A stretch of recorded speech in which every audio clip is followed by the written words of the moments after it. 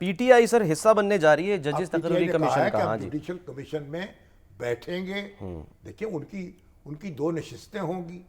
Opposition के जो अरकान हैं वो सेनेट और कौमी असम्बली, जी हाँ। वो कायदे हिस्ब इख्तलाफ, हाँ जी। तो दोनों जगह पीटीआई के हैं, तो पीटीआई नॉमिनेट करेगी। तो और वहां से फिर पूरी कार्रवाई जो होगी, जजों की तकर्री की जो बहस होगी, जो नाम पेश होंगे, उसका हिस्सा हाँ होगी जी। और एक एक बात पे उसकी नजर होगी।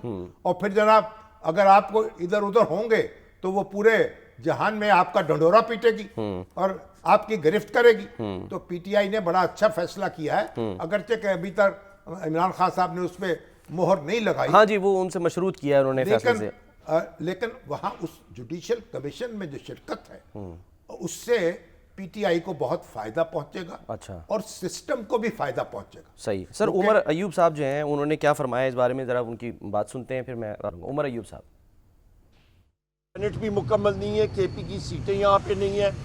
यहाँ पे ख़वातीन की सीटें जो पाकिस्तान तहरीक इंसाफ की हैं वो इलेक्शन कमीशन ने वहाँ पे डंडा मारा हुआ है। ये फॉर्म 47 की हुकूमत है। काबीना ने और इस फॉर्म 47 हुकूमत ने पार्लियामेंट के साथ और स्पेशल कमेटी के साथ दागाबाजी की।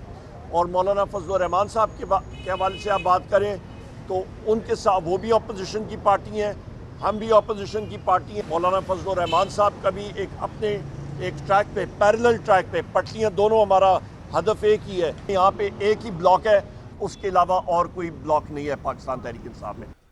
ये तो उमर अयूब साहब हैं, ये देखे ना बड़े अच्छे नौजवान हैं, गुफलू से मुझे बड़े अच्छे लगते हैं। गौहर अयूब साहब के बेटे हैं, इनके दादा का जिक्र है। अयूब खान के पोते हैं और एक बेचारे काफ़ी तजर्बा हो चुका है अब, लेकिन वो बहुत ज़्यादा तूल बयानी करते हैं, बहुत रिपीट बहुत करते हैं अपने आप को।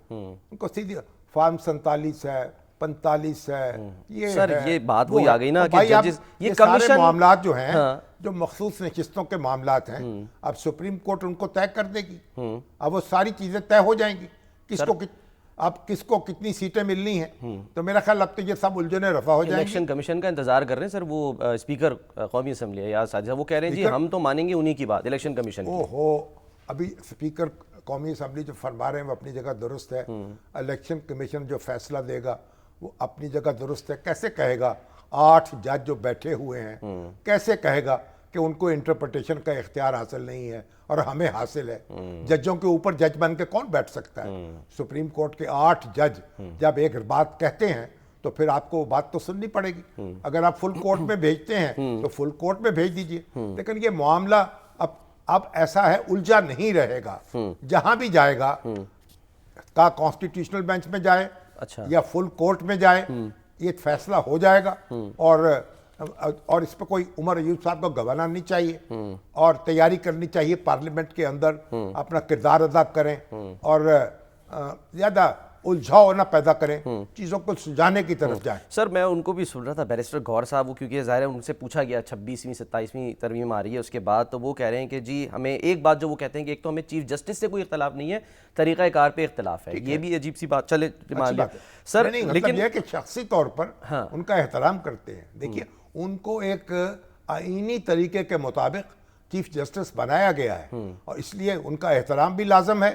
बाकी उससे अपनी उस तरमीम के खिलाफ वो अदालत में जाएं, वो पार्लियामेंट में शोर मचाएं, वो लोगों के पास जाएं, वो उनका हक है, वो अपना नुक्ता नज़र मतलब बयान करते रहे। समझ आ गई ना सर कि पार्लियामानी कमेटी में ना बैठना गलत फैसला था, अब बैठना चाहिए जो कमीशन के लिए। बिल्कुल ठीक है, अब तो जुडिशल कमीशन है ना ये, उसमें बैठेंगे, फिर पार्लियामानी कमेटी की जब नौबत आएगी उस वक्त देखा जाएगा। अब तो 3 साल के बाद जो होगा तो होगा।